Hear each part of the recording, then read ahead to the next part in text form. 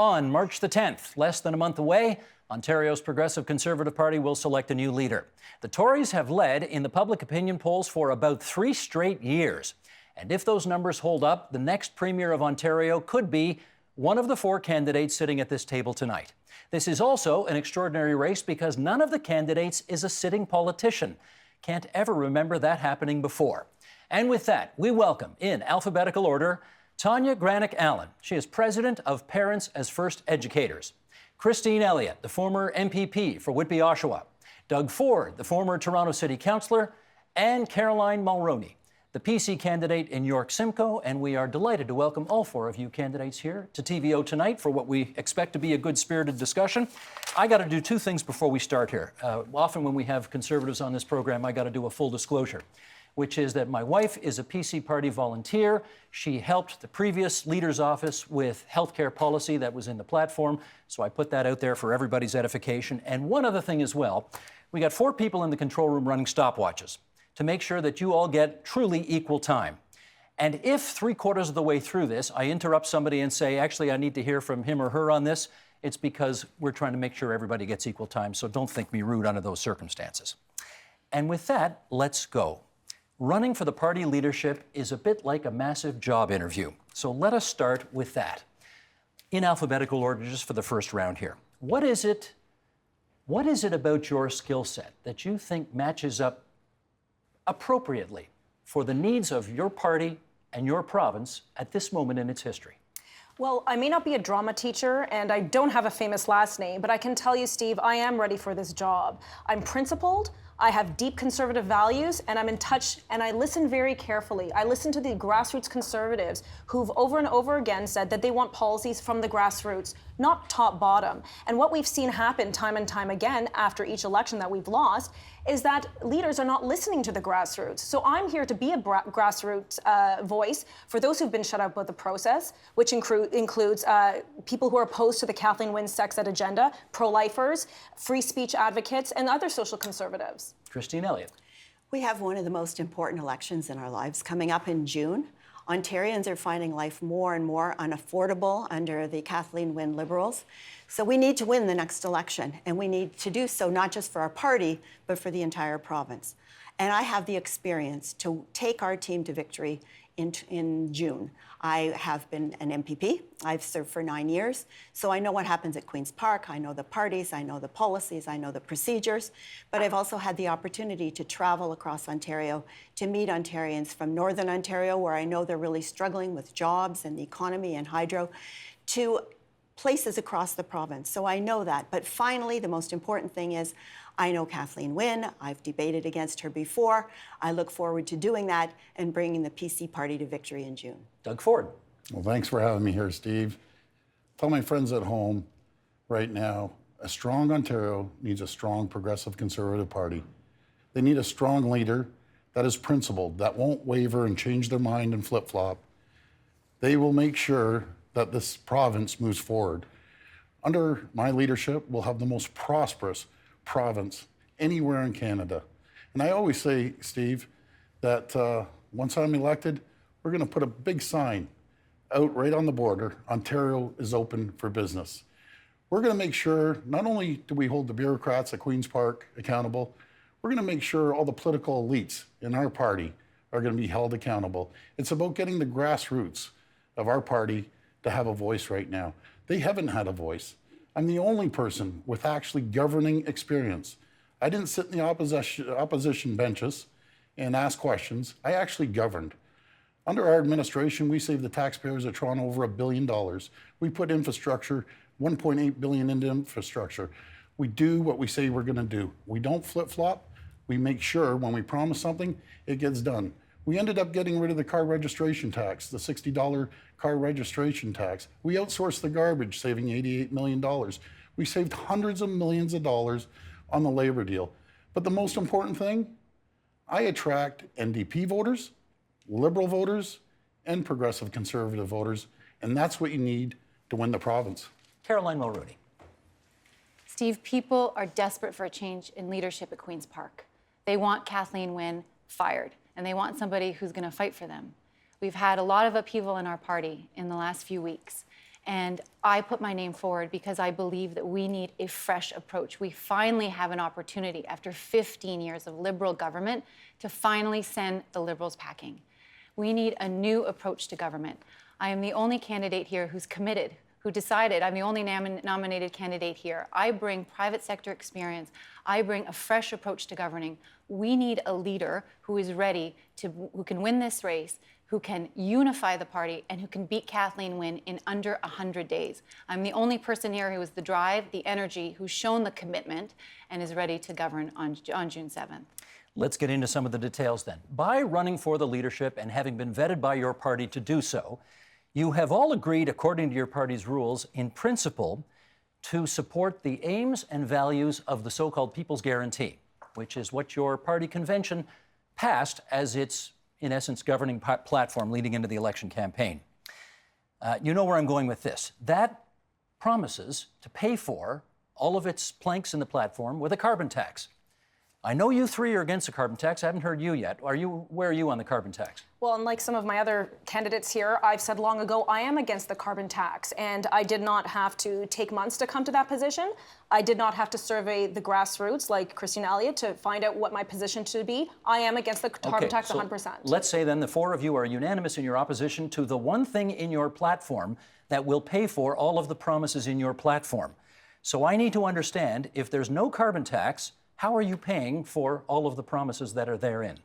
Well, we need to be fiscally responsible and environmentally responsible. So we are looking at solutions for that right now, but one thing that we would do is do a value for money audit. And I was an auditor in a previous career for a bank. I know I want to audit Kathleen Wynne's economic mess that she's made of Ontario. We can find millions of dollars of savings there that we can use towards the principles and the programs that we've put in our platform. You say millions of dollars in savings, but you got to find $4 billion if you want to pay for all the promises in the People's Guarantee. Yes, and I'm certainly not saying that would pay for everything, but it's about $1 billion per year. Look at the money that the Liberals wasted. $1 billion on cancelled gas plants for purely political purposes, $8 billion on e-health, and we still don't have a working system of electronic medical records. We can find those savings. Do you have any other ideas to raise the $4 billion if you are in fact signing on to the People's Guarantee, which by running, theoretically you have? Well, Steve, first of all, I was the first candidate to come out of the gate. I wasn't flip-flopping, I wasn't humming and hawing. I'm dead against the carbon tax. Carbon tax is terrible for the people of Ontario. It's terrible for businesses. It doesn't make us competitive in a worldwide Let's market. establish that you're all against the carbon tax. How are you going to pay for the promises in the People's Guarantee? Very simply, Steve, I'm going to ask our listeners out there, in a $141 billion budget, do you think that we can find 2 or 3%? When I've crisscrossed the province, I've asked everyone that. Their first reaction, Steve, is they break out laughing. Second reaction is only 2 or 3%. So 2% is close to $3 billion. I'm the only one with a proven track record of saving taxpayers' money. We saved over $1 billion on a $9.6 billion budget. When we first went down to the City of Toronto, we sat around the table my very first day, and the CFO came up to us and said, "You're facing $774 million of pressure, and we have to raise taxes." Well, we didn't raise taxes. We delivered a 0% tax increase, made sure that we found savings, efficiencies. We focused on best practices, lean systems. And you think you can do this at the provincial level? We'll do it a lot easier at the provincial level than we did at the city. Let me put Dan Robertson's quote up as I just get Caroline Mulrooney to comment on this as well. He's, of course, a strategist in the leader's office, the previous leader's office, who tweeted after your positions on the carbon tax became abundantly clear, "If you drop the carbon tax, there is no, quote, rest of the platform. No middle-class tax cut, no child care refund, no mental health investment, no dental care for low-income seniors." So again, if you're signed on to the People's Guarantee, how do you pay for it if there's no carbon tax? Well, the platform included the carbon tax, but also a value for money audit, as Christine was alluding to. And Doug talks about finding 2 cents on every dollar. I think that's a very good start. I don't think there's anybody in this province who doesn't think that the Liberals have been wasting our money for the last 15 years. The Fraser Institute announced just recently that they've increased pre-election spending by $7 billion. And the provincial auditor, somebody with whom Kathleen Wynne likes to argue instead of taking advice, looked at 14 programs out of over 100 and found $1 billion of waste. So they've created a culture of waste at Queen's Park. So we have to stop that.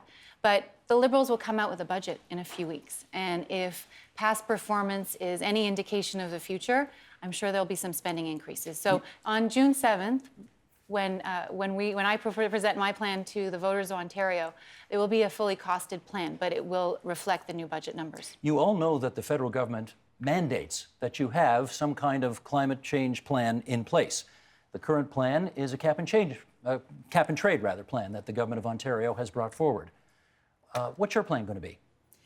Well, Justin Trudeau doesn't tell us what to do in Ontario on everything, much as he might like to think he does. And we don't need to tax people in order to be environmentally responsible. There are other ways we can do it through innovation, new technologies, and so on. Ontarians don't need more taxes. We stand against that as progressive Conservatives. We want to lower taxes. Would you keep the cap and trade plan? No, I would get rid of it. Look, every time Justin Trudeau hatches some new cockamamie idea, it doesn't mean that we as Ontario have to accept it.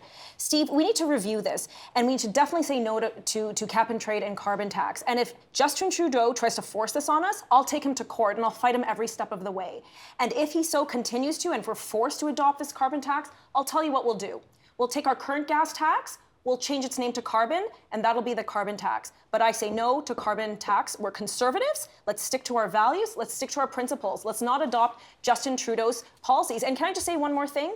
It would be nice for once in a while for us progressive Conservatives to support our federal cousins up there, led by Andrew Scheer, and support them in battling Justin Trudeau on the carbon tax. Here's what Preston Manning had to say about all this. You all know that he had his conference recently in Ottawa. He said, "It's fine to be opposed to the carbon tax, but if that's all we've got to say, it's hardly adequate to address environmental concerns.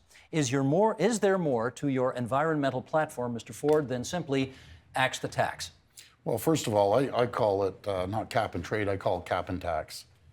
And I had an opportunity to speak to a counterpart in Alberta named Jason Kenney yesterday. And if we have to take Prime Minister Trudeau to court, we'll take him to court. We are sending, I don't think the people of Ontario understand, we are sending $480 million to Quebec and California for carbon credits. That's done. That $480 million is staying in Ontario. This is about creating jobs, getting our economy going, making sure we start respecting the taxpayer. People are sick and tired of being taxed. We need job creation. But you wouldn't That's what we need. You wouldn't deny that there is carbon tax revenue, there is cap and trade revenue coming into Ontario right now that the current government depends on and recirculates into green programs. This Green Energy Act is a joke. It's what it is the Bay Street people are making hundreds of millions, billions of dollars on this. They're charging X, throw out a figure of, let's say 70, when they should be charging 10. The only people getting hurt on this, Steve, is the average people, the average household. They're getting gouged at the pumps. Gas pumps is another 4.5 cents. I'm about putting money back into the taxpayer's pocket, not into the government's pocket. Let's get more on the environmental policy of the Mulroney campaign. If you're against the carbon tax, if you're against cap and trade, what else have you got? Well, conservation is a conservative principle, and we've got to look at all the ways that we can work to conserve our environment and our lakes and our rivers and our forests. We have to look at technology and ways to innovate our industries to make sure that we are working with industry to change behaviors. But adding a carbon tax at $50 a ton, even at $50 a ton, doesn't get to where we need to actually alter people's behavior. It's just adding taxes to people who are already overburdened. Can I understand as well, are you all in agreement with the People's Guarantee for a 22% tax cut, the income tax cut? I'm seeing nodding head, yes. Nodding head, yes. Okay, you're all on side with that. Here's the question. If you look at the economic currents of history, we are actually, if one of you becomes premier, we will be due in your term for another recession. It's not to say it's guaranteed to happen. After all, economists have predicted 9 of the last 5 recessions. But is it prudent to be cutting taxes, potentially ballooning the deficit, leaving no room to maneuver should we have an economic downturn? Ms. Mulroney. It's important that we start putting money back in people's pockets. Our government in Ontario, this Liberal government, has been spending money without thinking about putting money back into people's pockets. Even if it means going back into deficit? The platform will have a small deficit. We're working towards it, but the idea is not to put the province into deficit. The idea is to get money back into people's pockets so they can spend it, and we can move out of any kind of difficulty that we have. This government needs to learn to do more with less, and the size of the budget has doubled under the Liberals. It's time that stops. You are prepared to cut taxes 22%, even if it means going back into deficit? We need to do it. We absolutely need to do it. People are really finding life difficult in Ontario right now. And when you have to choose between paying your hydro bill and putting food on the table, that's not a choice that anybody should have to make. We need to make sure that Ontarians can care for their families, that they can be successful, that our young people can find jobs. So we need to do it. We saw the federal government do that with my late husband when he was a finance minister. We did go into a deficit for a period of time, but we have to have a plan to get out of deficit. You have to be prepared to take the steps that you need to take. So does anybody want to go into deficit? No. But if you do, you need to have a plan to get out. But Ontarians right now need relief. You okay with a 22% tax cut? You know what? I wanted to interject there because I wanted to actually speak to it. You know, we keep talking about this platform, but we need to recognize that was Patrick Brown's platform. That platform died the day Patrick Brown resigned. That's not what the rules of your party say, with all due respect. The rules of the party say you get to run for leader if you support the aims and the values of the People's Guarantee. Well, and those you're are the running. policies. Of their platform. Those are the policies. Not the People's Guarantee, of the policy, of the platform. I will respect the leader. I'll follow their platform. People's Guarantee, sure, we can keep it, but I don't believe in the People's Magazine version of 90 pages. I've never been on a campaign. I don't think my friend Christine's ever been on a campaign that actually 10% of the grassroots people made the plan. I know 90% of the people in our party are dead against the carbon tax. Okay. How did it sneak in? Why don't you finish your answer? Look, there are a lot of interesting things and there are a lot of things inside the People's Guarantee, a lot of innocuous things put together. If we had unlimited money, sure, we could enact them all. The truth of the matter is, Steve, we don't. We got to get back down to fiscal conservatism, fiscal values, and get back to the principles that govern our party. This is what true conservatism is about. Let me follow up on that. If you are all true conservatives, do I hear anybody here saying they're not a true conservative? No. Okay, so you're all true conservatives, in which case I need from all four of you an example of something that the current government of Ontario does that you think the private sector could be doing just as well or even better, therefore saving taxpayers money. Okay, Christine Elliott, go ahead. I think that there's some work that's being done in developmental services, for example, where we have organizers and people that are working for the provincial government doing things where there are many private firms that are providing those services that could do so at a lesser cost and do it equally as well. Can you give me an example? Sure, autism service providers. There are some that are in the private sector that are doing a fantastic job at a minimum cost compared to some of the people that are employed by the government. So you might get the government out of that business? I think that there is a room to move, yes. Doug Ford, how about you? Well, I think there's so many opportunities right across every single ministry. I'll give you an example of what we did. We were the only people that were still getting public service on our garbage.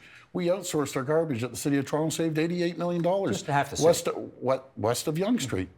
And it's unfortunate you haven't done east of Yonge Street. But when we go in there, there's tremendous opportunities, Steve. And to point out one single one, we're going to have multiple areas that we're going to look at. We will leave no stone unturned to make sure that we find billions of dollars of waste. We're going to create jobs. That's what we're focused on. I appreciate that that's your approach, but I'd like to hear just one idea of something the government of Ontario currently does that you think the private sector could do better and cheaper, and that you would therefore privatize. Well, look at the Ministry of Energy. You know, there's a lot of areas in there, going back to the carbon tax again. Why do we need layers and layers of bureaucracy? Why? We don't need it. Once we get rid of the carbon tax, we're going to have to look at the ministry and see how many people are working on the carbon tax. How many people are working on the Green Energy Act? That's a waste of money. That's tens of millions of dollars of people that we can reallocate. Because under the City of Toronto, when we saved $1 billion, not one single person got laid off. We found efficiencies and we transferred people from department to department. Okay, forgive me, I'm going to cut you off here because they're telling me already you're heavy on time. So I want to keep it even here. Caroline Mulrooney, one service that you think the private sector could do better the government currently does. Well, I think the delivery of technology across the ministry should be done by the private sector. The private sector is well positioned to do that and do that in the most efficient way.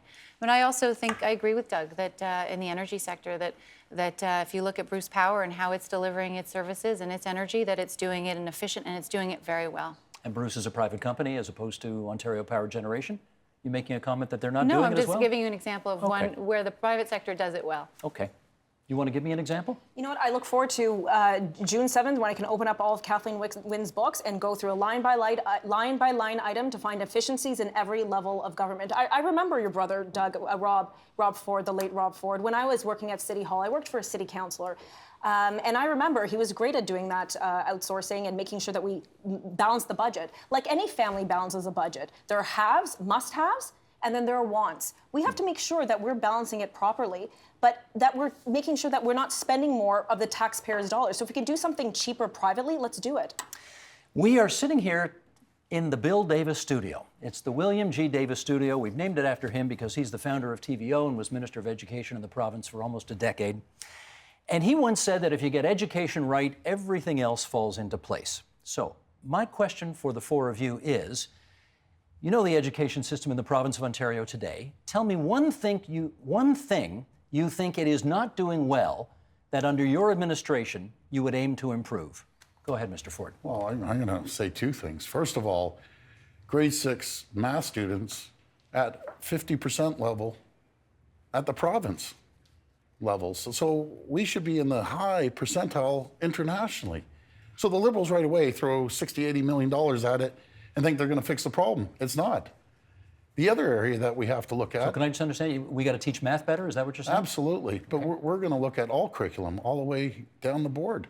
But one of the key issues that I'm hearing from parents across the province is the Liberal ideology that's trying to be shoved down our throat with the sex ed curriculum. Hold off on that. We're going to get to that. But I want another idea around education where you think it's not working right now, I will improve it, and therefore things will flow from there. Christine Elliott. Well, I agree with Doug about math scores. We don't have an adequate level of students that are graduating with the proficiency that they need in math to be successful. Well, I think we need to have more emphasis put on it, maybe more classroom instruction, and get a group of experts together to find out what it needs to be done to improve those scores. But the other thing that I would say that we're not doing very well is with students with special needs.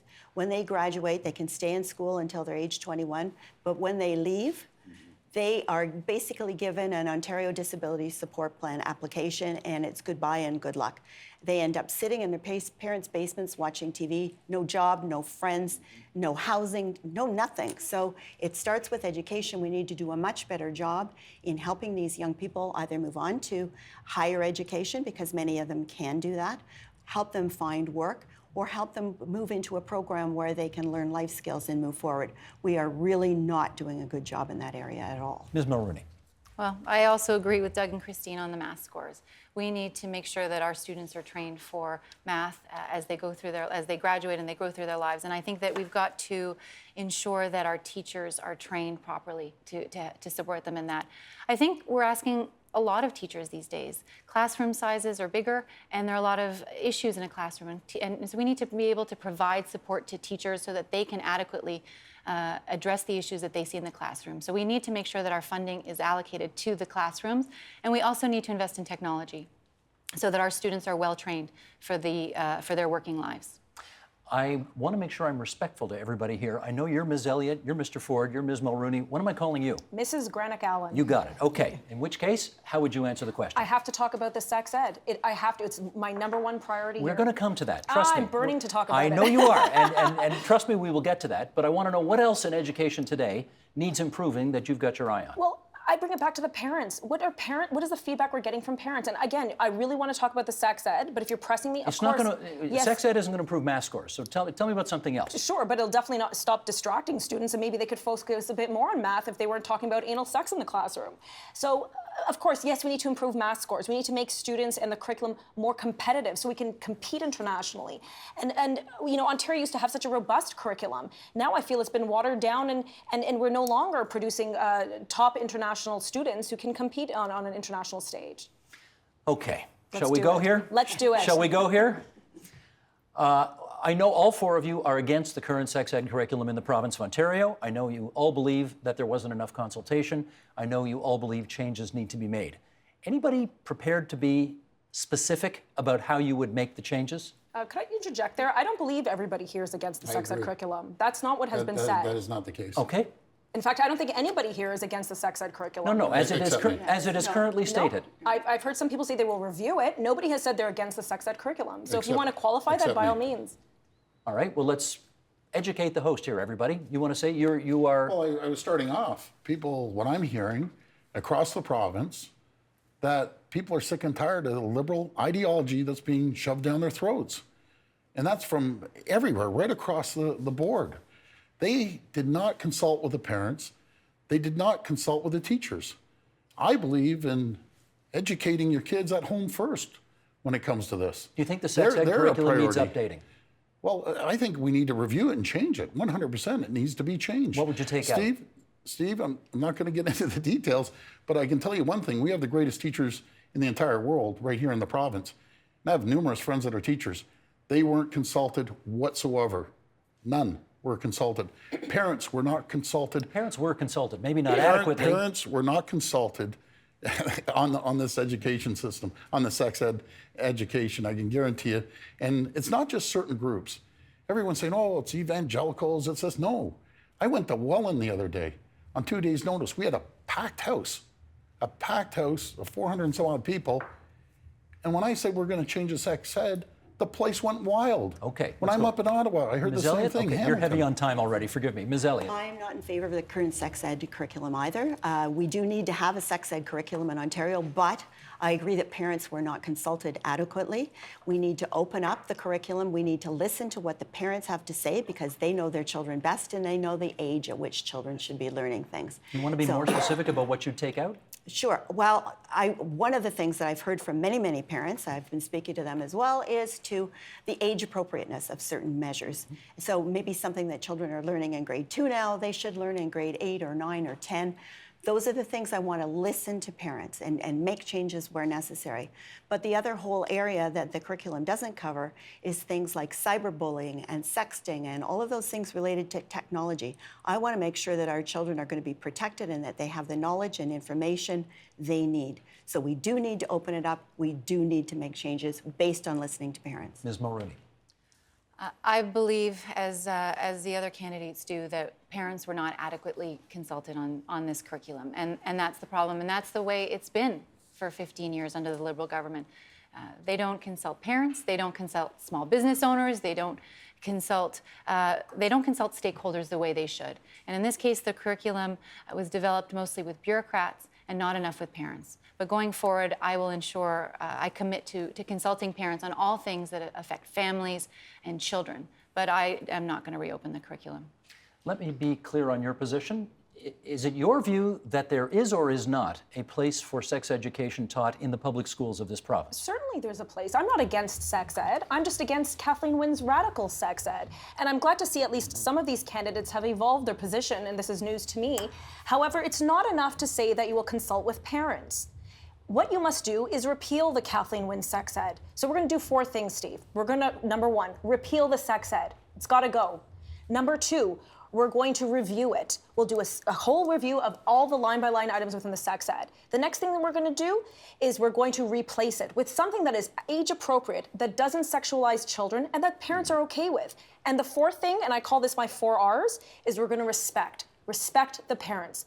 Always give them an opt-out. Always give them notice before these lessons are introduced, and we're going to give them ultimate responsibility to take care of their kids. They get to choose. What is your guide on this? My guide is my principles. Where do you get them? Well, I'm a Christian, as you know, but I think you could be completely atheist or agnostic. Most parents in Ontario are not comfortable that their child in grade 7 is learning about anal and oral sex. Find me one. I have yet to meet one. I run a not-for-profit that represents over 80,000 parents in Ontario.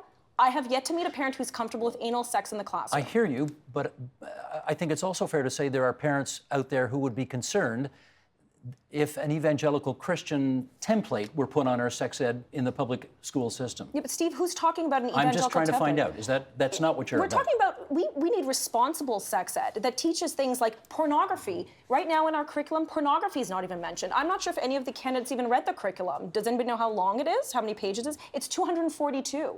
I've read it and I see what's in there. But here's the good news, Steve. When I say that we're going to repeal the curriculum, the sex ed component actually only makes up 3% of the curriculum. So we're not repealing the whole thing, just that contentious part.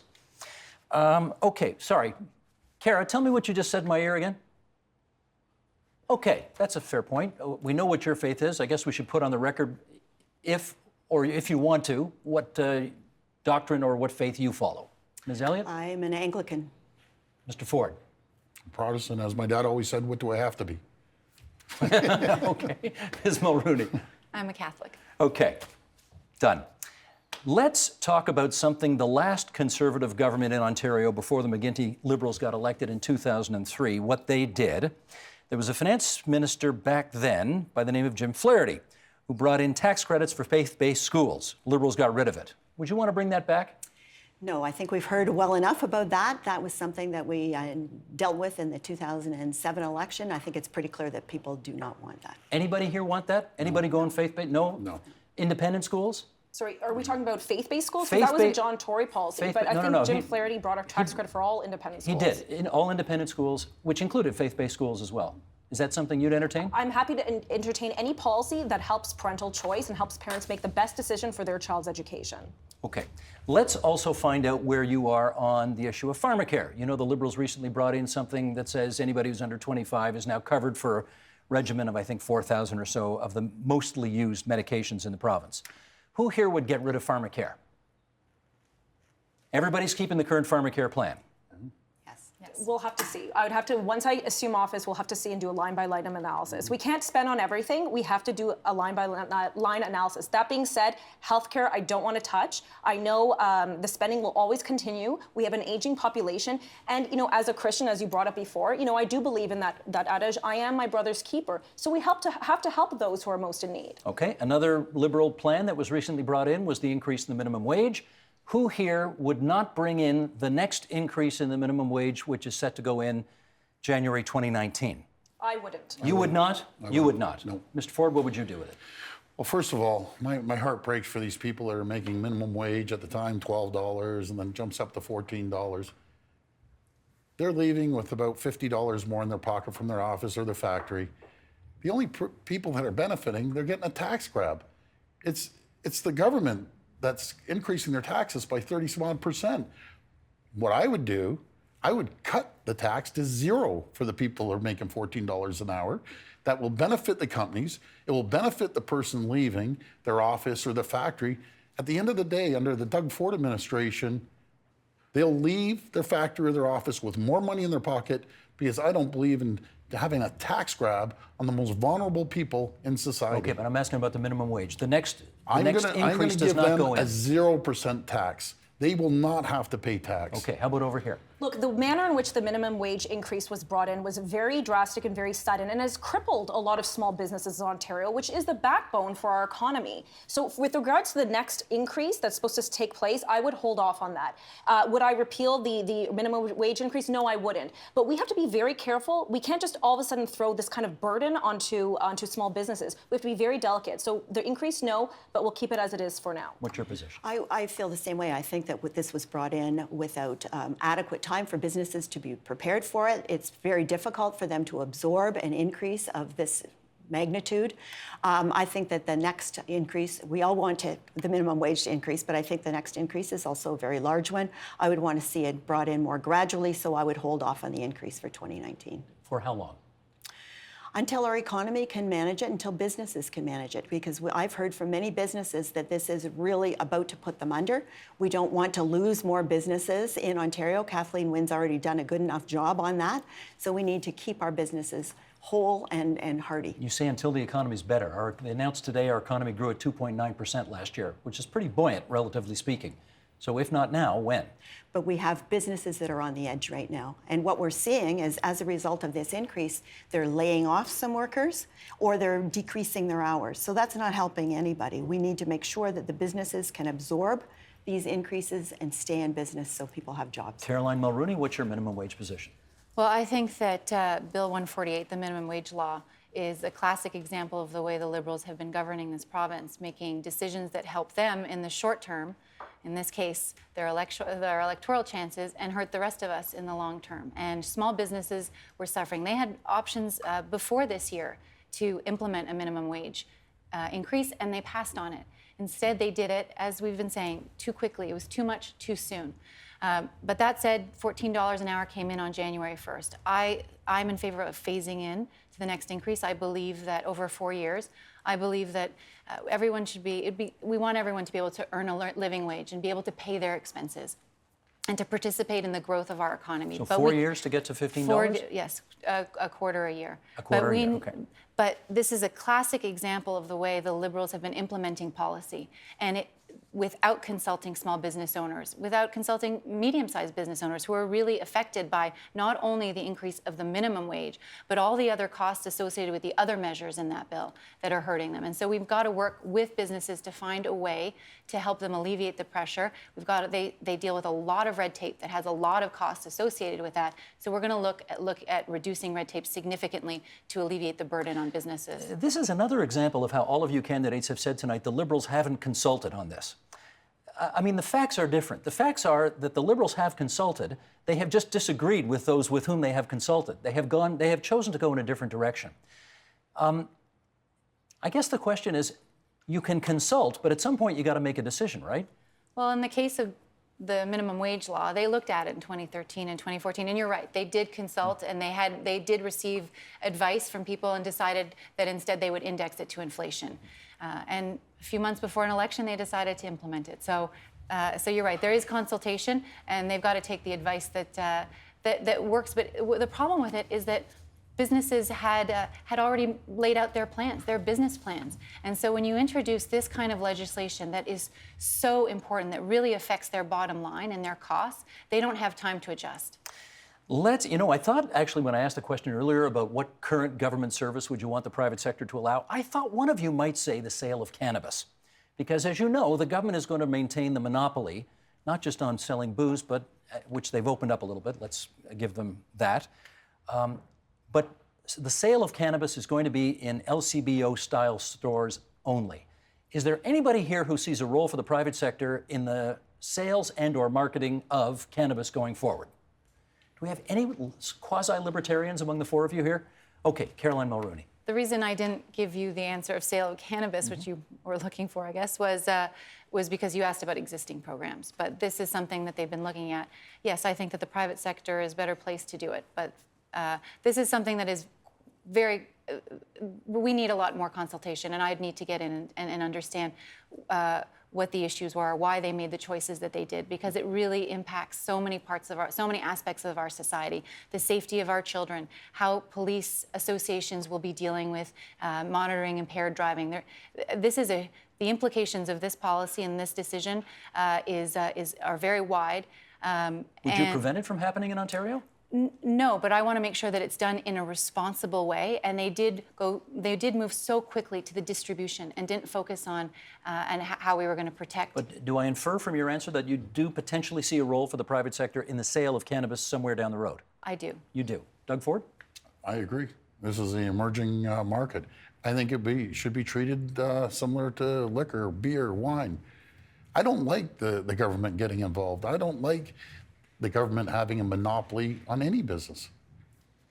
I could potentially see a role, but what I'm really concerned about is, first of all, the haste in which this is being brought forward, that we don't have proper rules and regulations in place. I am, as Carolyn is concerned about the police action driving restrictions, how to be able to tell if somebody's high or not. Those are all concerns of mine. But I'm also concerned about the lack of education for young people on the effect of cannabis on the developing brain. We know that it's about age 25 when a person's brain is fully developed, and there is some evidence. The Pediatricians Alliance has warned Eric Hoskins that he needs to be concerned about this. There is some evidence that if someone has an inclination towards schizophrenia, that excessive use of marijuana can bring on that first onset.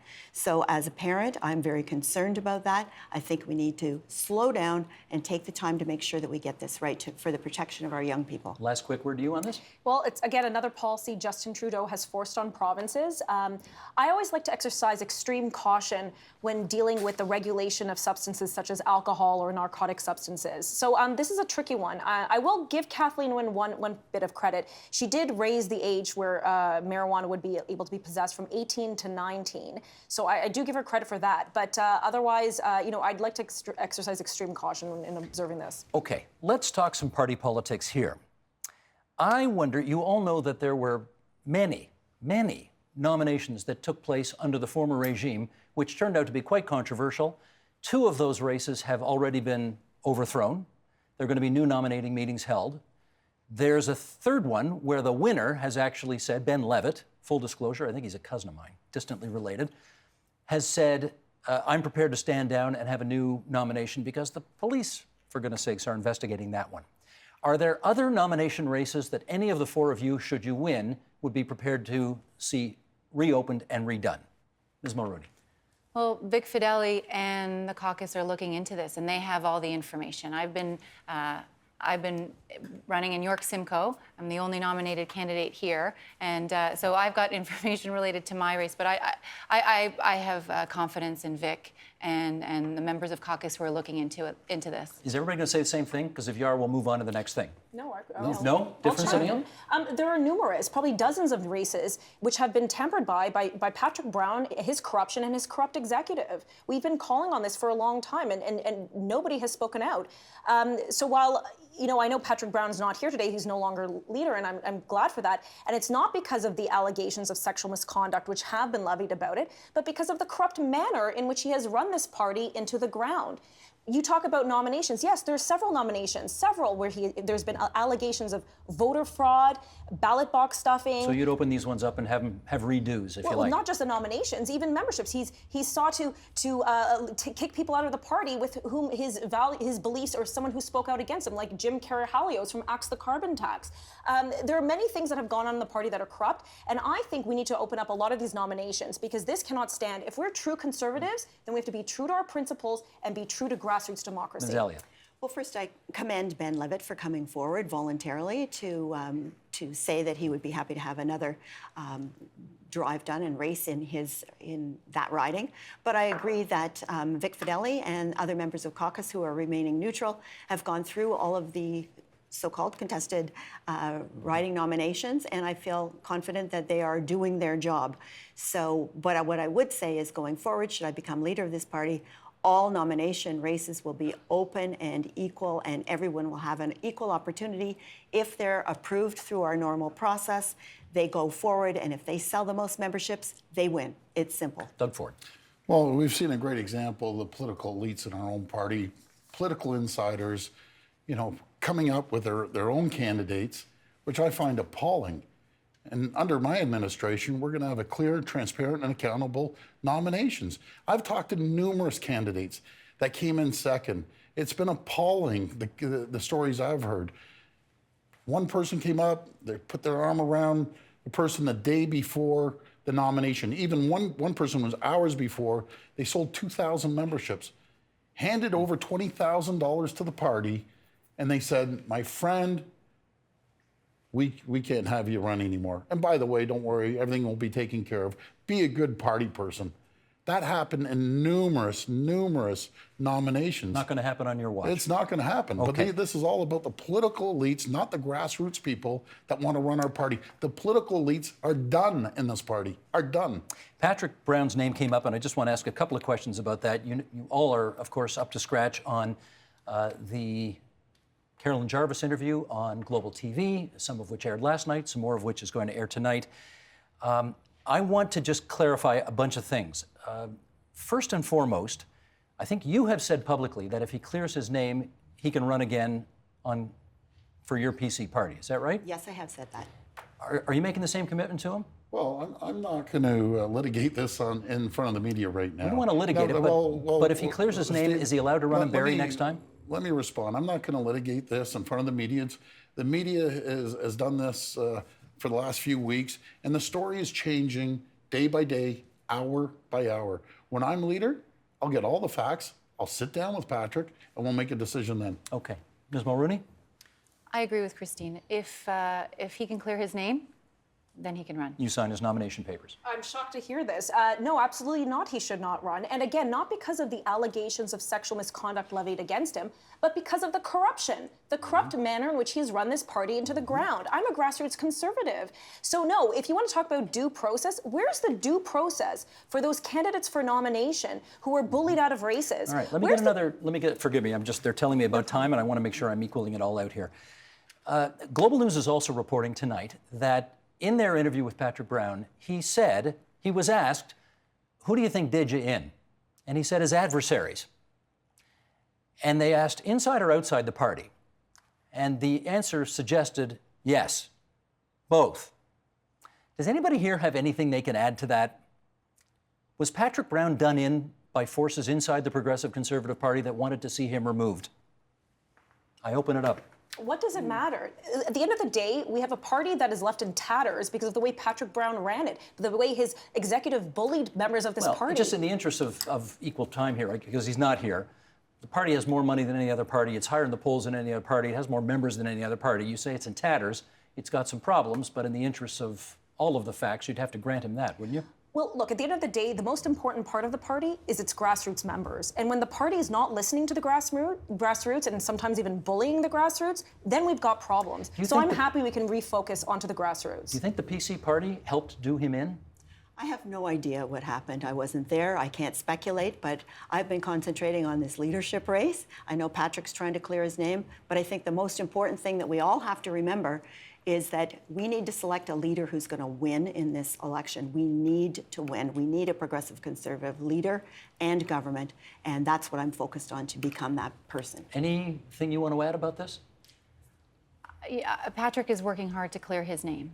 I know that as somebody who has been working alongside a lot of party volunteers, that there are great people in this party who dedicate a lot of their time to make sure that we are ready and that the party is strong come June 7th. And on March 10th, when I'm leader, I know that the party will be in a good position, a strong position, a better one, to defeat Kathleen Wynne. But the only way we can do that is if we elect a leader who can unify the party and bring in more people into the party and win on June 7th. I got 10 minutes left here, and I still got a million questions I've still got, so I'm going to try and rifle through some of these quickly. Are you back in regardless of who wins? Yes. You're running regardless? Absolutely, Where yes. are you running?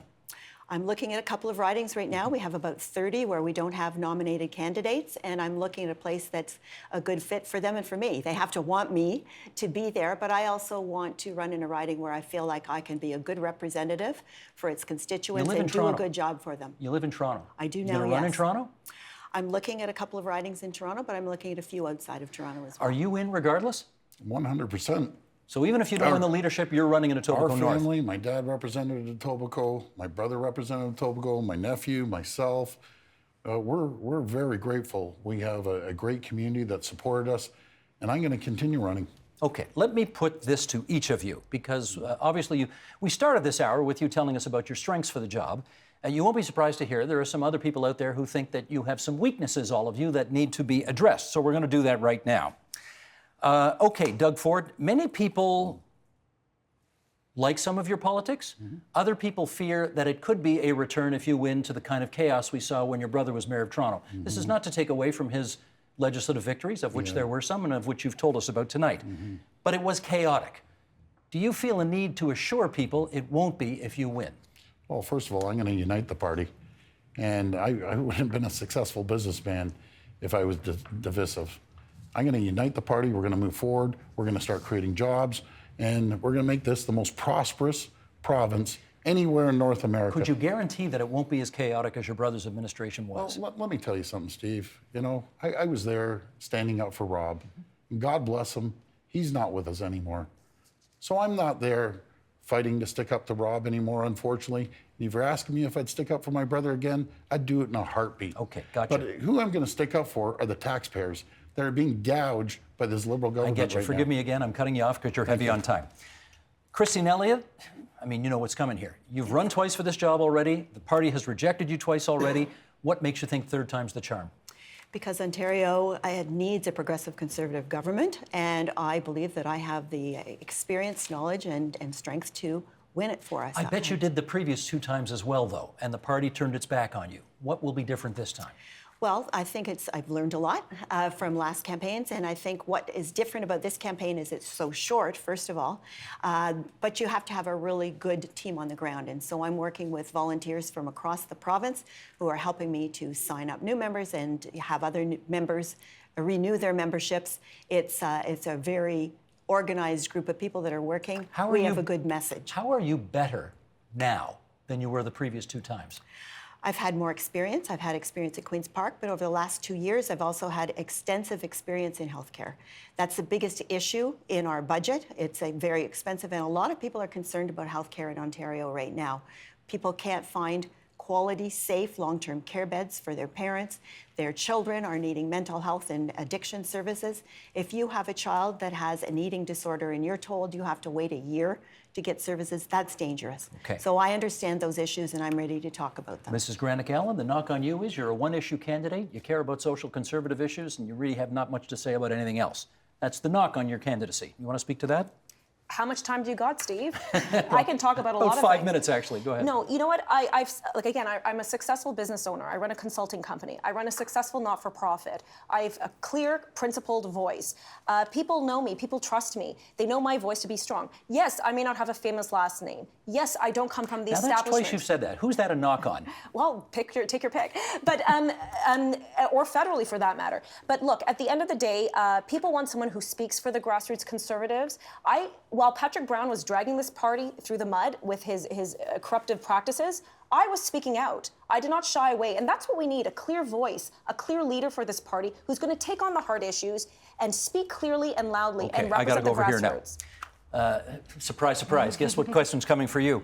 You're applying for what could be the second hardest job in Canadian politics, and you have no experience. How can you be ready for this? Well, I have a lot of respect for Christine and Doug, who are former politicians, and people do say that you need some political experience to be Premier of Ontario. But Kathleen Wynne has a lot of political experience, and that is what has gotten the province into the situation that we're in today. And we need somebody. I'm glad to hear that they're all ready to run, but nobody here put their name forward and thought that this was important until the top job became available. We need somebody who has the energy and the commitment and the drive. And I know that what people are looking for is something different. They want a new approach to politics. They don't want a career politician. They want someone with private sector experience who cares and knows how to get the economy back on track, and who wants to reduce the size of government, make life more affordable for Ontarians, and can do that while providing a positive vision for Ontario. Do you think it's a drawback to your campaign? For those who want to consider you, do you think it's a drawback you've never been elected? I have been talking to people for some time now. People want something completely new. I think that this is actually an opportunity to turn the page. After 15 years of Liberal government, people aren't looking for politicians to make their decisions anymore. They want policies that are implemented by somebody who's coming new, who's thinking about what is in the best interest of Ontario in the long term, not about politics and making political calculations. I'm going to ask the Tanya Granick-Allen question here, which is that, yes, 3 of you have very famous last names. Your late husband was an MPP and an MP. Your father and your brother were both in elective politics. Your dad, of course, was the 18th Prime Minister of Canada. I'm sure all of you were influenced by the experiences that they brought to their jobs. That's not the question I'm asking.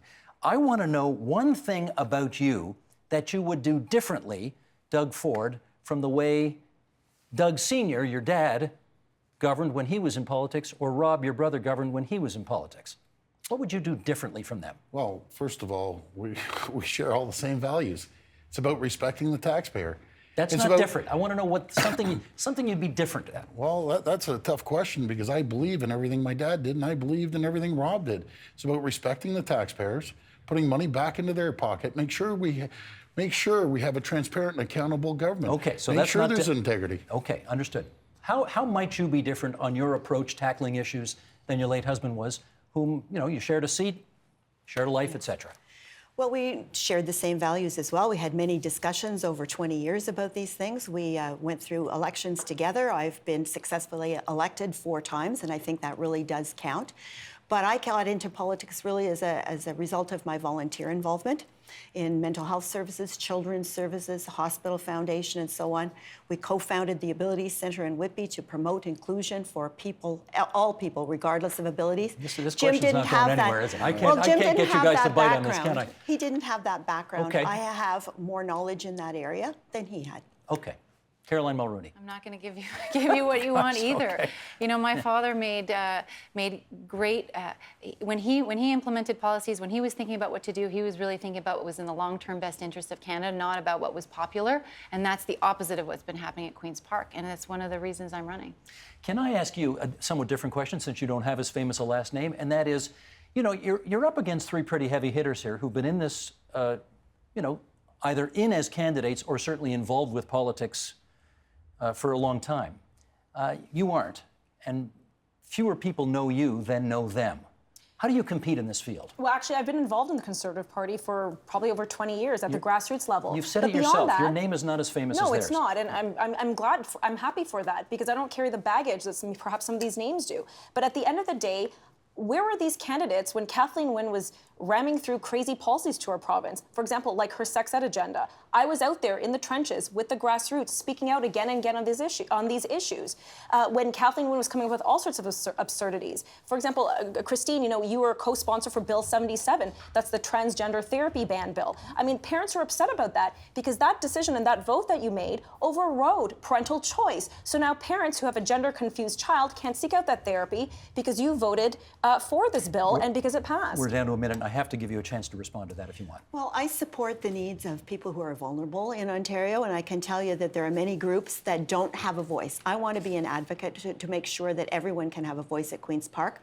Not everybody lives the same kind of life. I respect that, and I want to listen to all voices in Ontario and represent them. Yeah, but at the same time, you don't have to you don't have to erode parental choice. If a parent has a child who needs some therapy, why should politicians be making decisions that will limit the parent's options for therapy for that child? I have always thought that parents should be involved in making those decisions. Then why did you I've never- co-sponsor that bill? The bill never eliminated parental choice. Parental choice and parental responsibility has always been there. But what I think is really important is that we need to stand up for all people in Ontario. Not everybody is the same. Not everybody makes the same life choices. I respect that. And that is our time. And hopefully when we go back in the control room, you're all going to be roughly the same number. Fingers crossed. Can I thank Tanya Granick-Allen and Christine Elliott and Doug Ford and Caroline Mulrooney. Yes, that's how it's pronounced, everybody. Caroline Mulrooney. For coming into TVO at our studios in Yonge and Eglinton tonight and having a very vigorous debate on some of the issues of the day. And we wish you all well on March the 10th, which is Decision Day for the Ontario PC Party. Thank you all. Thank you. The Agenda with Steve Bacon is brought to you by the Chartered Professional Accountants of Ontario. Helping businesses stay on the right side of change with strategic thinking, insightful decisions, and business leadership. Are you on the right side of change? Ask an Ontario CPA.